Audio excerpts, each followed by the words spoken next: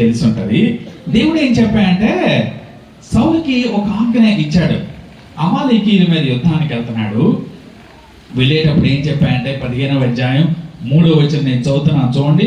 కాబట్టి నీవు పోయి కనికరింపక అమాలేకీయులను హతము చేయుచు పురుషులనేమి, స్త్రీలనేమి, బాలులనేమి, పసిపిల్లలనేమి, ఎద్దులనేమి, గొర్రెలనేమి, ఒంటెలనేమి, గాఢబొమ్మలనేమి అన్నిటినీ హతము చేసి వారికి కలిగినదంతయు బొత్తిగా పాడు చేసి అమాలేకీయులను నిర్మూలము చేయము.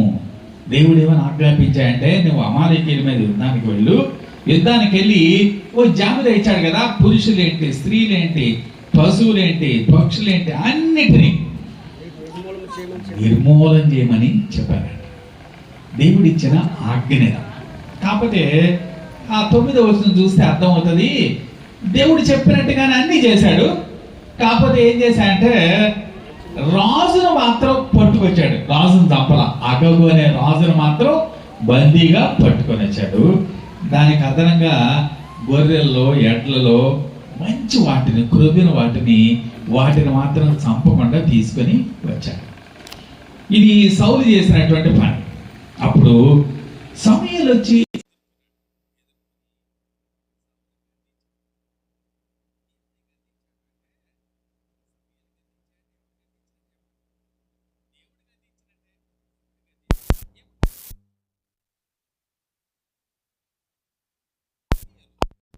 తాను సెలవిచ్చిన ఆజ్ఞను ఒకడు గైకొనట వలన యెహోవా సంతోషించినట్లు ఒకడు దహన బలులను అర్పించడం వలన ఆయన సంతోషించున. ఆలోచించము, బలులు అర్పించట కంటే ఆజ్ఞను గైకొనుటయు, పొట్టేళ్ల కొవ్వును అర్పించట కంటే మాట వినుటయు శ్రేష్టం. ఇప్పుడు 23వ వచనం చదువుదాం. తిరుగుబాటు చేయుట సోదె చెప్పుటాను పాపముతో సమానం అంటున్నాడు. ఏం చేశాడట సౌలు? ఏం చేశాడు అంటున్నాడు? ఏం చేశాడు? తిరుగుబాటు చేశాడు కదా. నిజానికి దేవుడు చెప్పిన పని అంతా చేశాడా లేదా సౌలు? చాలా వరకు చేశాడండి. మనుషులను చంపేశాడు, పురుషుల్ని, స్త్రీలను చంపేశాడు, అలాగే పశువులు కూడా చాలా వరకు చంపేశాడు. కేవలం తీసుకొచ్చింది ఎవరిని?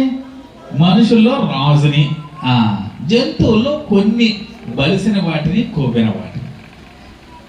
ఎవరైనా మనలాంటి వాళ్ళు అయితే ఏమంటాను చెప్పండి? బాగానే చేశాడు సౌలు, చాలా బాగా చేశాడు, ఏదో కొద్దిగా లోపం అంతే కదా.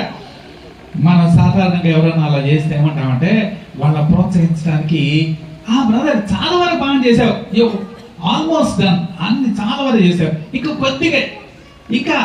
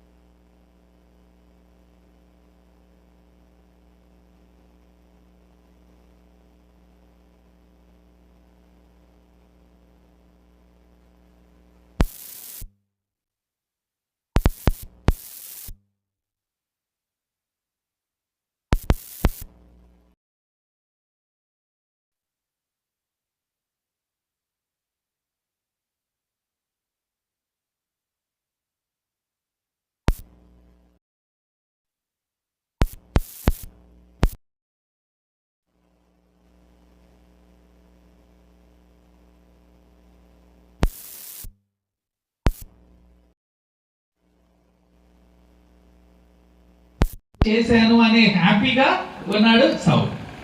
మనకు కూడా అలాగే అనిపిస్తుంది. మనకు కూడా అది బాగా చేశాడు, చాలా బాగా చేశాడు, ఏదో కొద్ది లోపం అనిపిస్తుంది. కానీ దేవుడు ఏమన్నాడు తెలుసా? దేవుడు ఏమన్నాడు? నీవు తిరుగుబాటు చేసావు అన్నాడు. దేవుని మాట సగం వినటం తిరుగుబాటు, దేవుని మాట 90% వినటం తిరుగుబాటు. అబ్బో, చాలా కష్టం కదండి. చాలా జాగ్రత్తగా ఉండాలి మనం. దేవుని మాట దాదాపుగా విని కొద్ది లోపం చూపించడం అనేది దేవుడు అంటున్నాడు తిరుగుబాటు. ఈ తిరుగుబాటుని ఇంకేమంటున్నాడు చూద్దాం.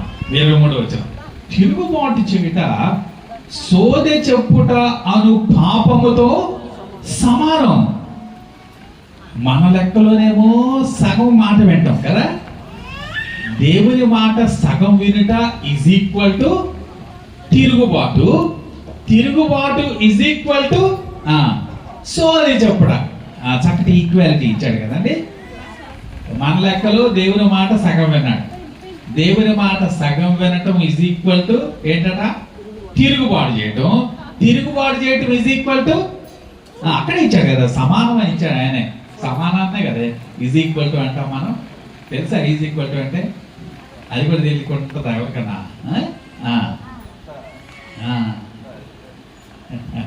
ఈజ్ ఈక్వల్ టు ఏంటది? ఇది సోది చెప్పుట.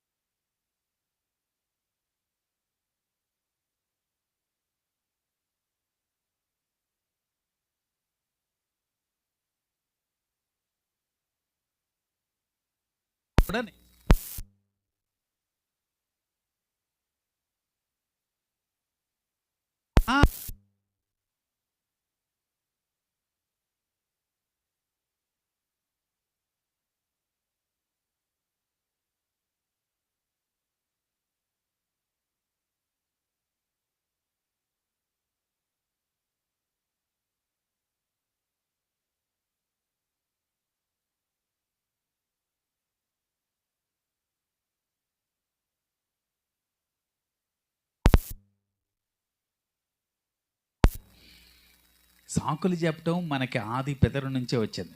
ఈయన కూడా సాకులు చెప్పడం బాగా నేర్చుకున్నాడు. మొదటి సమూయేలు 13వ అధ్యాయం చూద్దాం. చూడండి, 13వ అధ్యాయం 8వ ఒక ఆసక్తికరమైన సన్నివేశం జరిగింది. ఫిలిష్తీయులు యుద్ధానికి రెడీగా ఉన్నారట. సమూయేలు అన్నాడు, నేను వచ్చి బలి అర్పిస్తాను, తర్వాత నువ్వు యుద్ధానికి వెళ్దు అన్నాడు. ఆ ఫిలిష్తీయులను చూసి మనుషులేమో భయపడిపోతున్నారట. ఆ మాట చదువుదామా? 13వ అధ్యాయం 8వ వచనం చదువుతున్నాను. సమూయేలు చెప్పినట్టు అతడు 7 దినములు ఆగి సమూయేలు గిల్గాలునకు రాకపోవటయు